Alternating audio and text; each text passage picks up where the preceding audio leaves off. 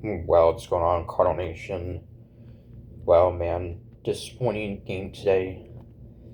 Coming up losing to the San Diego Padres 6-1 in the final game of this series and short homestand. Uh, we had a lot of chances in this game. We had 6 hits, which stranded 6 runners and only scored once. Uh, Kyle Leahy, starter today for the Cardinals, still had a solid outing, going 6 innings, giving up 3 runs, walked only one, and struck out 7. So, a solid start by him, but our offense struggled. San Diego had taken an early 1-0 lead in the first inning.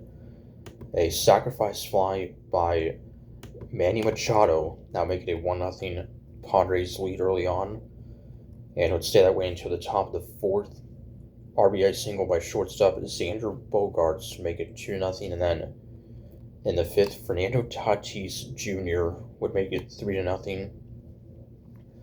The Cardinals get on the board in the bottom of the fifth, to make it a 3-1 game, as Alec Burleson would extend his hitting streak to now 17 games, and would drive in our lone run of the game to make it a 3-1 game.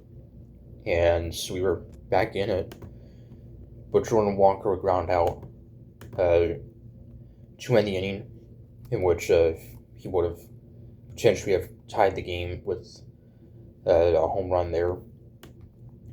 So Leahy would make it through 6 innings and still down just 2, in which the Padres for the second time in this series were going with a opener.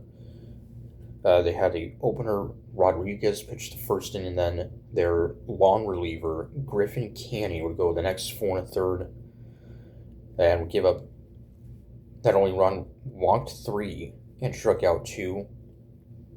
And after Leahy would be done, after 6 innings, an inning and a third scoreless from Matt Swanson, and then a third of an inning from Justin Brule, his first time pitching in like a week. And then still down 3-1 in the ninth, Padres would strand the bases loaded in the eighth to keep it just a 2-run lead.